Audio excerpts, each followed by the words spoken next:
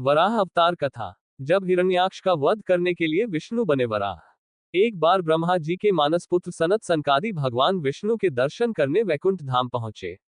वैकुंठ में विष्णु धाम के द्वार पर भगवान के दो पार्षद जय विजय द्वारपाल के रूप में बैठे थे।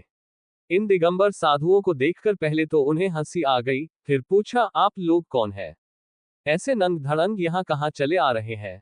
उनकी बात का सनत ने बुरा नहीं माना, क्योंकि ये द्वारपाल थे और बिना पूरी जांच पड़ताल के कैसे अंदर जाने देते। अपनी वेशभूषा पर उनके हंसने का भी बुरा नहीं माना, क्योंकि वैकुंठ जैसे वैभवशाली परिवेश में ऐसे साधुओं का क्या काम।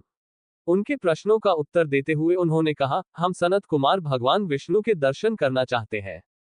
हम सदा इसी रूप में रहते हैं, इसलिए हमें अंदर जाने दो। उद्धरण चिन्ह। मगर जय विजय नामक द्वारपालों ने सनत सनकादि को अंदर नहीं जाने दिया।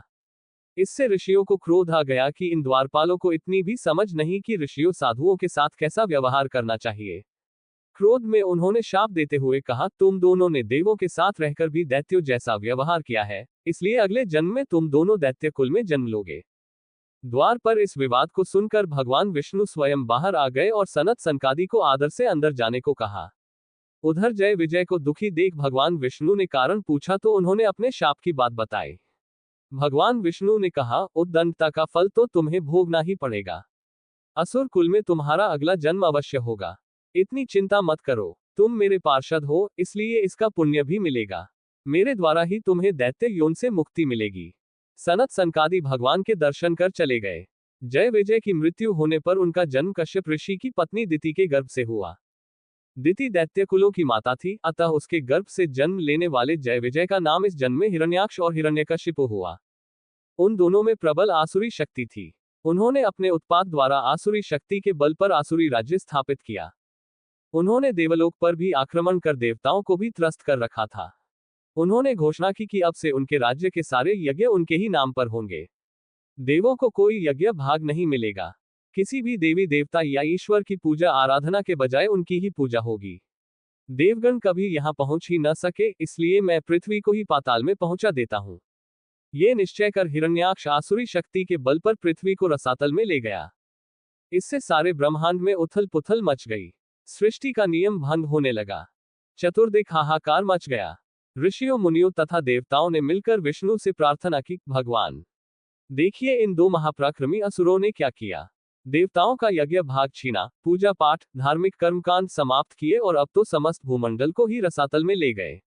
उठिए, कुछ करिए। ब्रह्मा की सृष्टि में बड़ा व्यवधान उपस्थित हो गया है। आप ऋषियों मुनियों तथा मानवों के रहने का स्थान बनाएं। पृथ्वी जल में डूब रही है, उसके उद्धार के लिए वैकुंठ का वास छोड़कर कोई अवतार लीजिए। उद्धरण चिन्ह। भगवान विष्णु ने देवताओं तथा ऋषियों को आश्वासन दिया, जब पृथ्वी पर पाप का भार ज्यादा हो जाता है तो उसके उद्धार के लिए मुझे अवतार लेना ही पड़ता है। आप लोग निश्चिंत होकर जाइए, मैं कुछ करता हूँ। देवताओं के चले जाने पर भगवान विष्णु ने नीचे देखा। पृथ्वी का कहीं पता नहीं, सर्वत्र जल ही जल दिख रहा था। फिर तो भगवान वाराह के रूप में प्रकट हुए और समुद्र में कूद पड़े। भयंकर गर्जना के साथ अपनी विशाल दाढ़ पर पृथ्वी को रखकर वे अथाह जल राशि को चीरते हुए ऊपर आ गए। पृथ्वी को समुद्र से ऊपर आते देख तथा वाराह का भयंकर शब्द सुनकर हिरण्याक्ष बौखला गया कि किसने उसकी शक्ति को चुनौती दी है। वाराह को देखते ही वह उसे मारने दौड़ा। उसका हर अस्त्र शस्त्र वराह के शरीर से टकराकर चूर चूर हो जाता था। भगवान कुछ देर उसके प्रहार झेलते रहे और उसके क्रोध को भड़काते रहे। रूप भले ही वाराह का था, पर थे तो वे परब्रह्म अनंत शक्ति भगवान विष्णु। उन्होंने एक झटके से हिरण्याक्ष को अपनी दाढ़ पर उठा लिया और घुमाकर आकाश में दूर फेंक दिया। आकाश में चक्कर काटकर वह धड़ाम से पृथ्वी पर वाराह के पास ही गिर पड़ा। मरणासन हिरण्याक्ष ने देखा कि वह वाराह अब वाराह न होकर भगवान विष्णु है। उसे अपना पूर्व जन्म याद हो आया। उसने भगवान के चरण पकड़ लिए और कहा, भगवान, पाप के शाप का आपने अंत कर दिया और अपने ही हाथों इस जन्म से मुक्ति दिलाई। मुझे तो मुक्ति मिली, पर मेरे भाई हिरण्यकशिपु का क्या होगा? उसे भी तो मुक्ति दीजिए। भगवान विष्णु हंसकर बोले, समय से पूर्व किसी के पाप का अंत नहीं होता। तुम्हारे भाई हिरण्यकशिपु के पाप का अभी अंत नहीं है। तुम्हारे अंत के लिए पृथ्वी कारण बनी। उसके अंत के लिए मुझे एक और अवतार लेना पड़ेगा। तुम्हारे लिए वाराह बनना पड़ा। उसके लिए नरसिंह रूप में अवतार लेकर उसका उद्धार करना पड़ेगा। भगवान विष्णु के ये शब्द सुनकर हिरण्याक्ष ने बड़ी शांति से अपने प्राण त्याग दिए।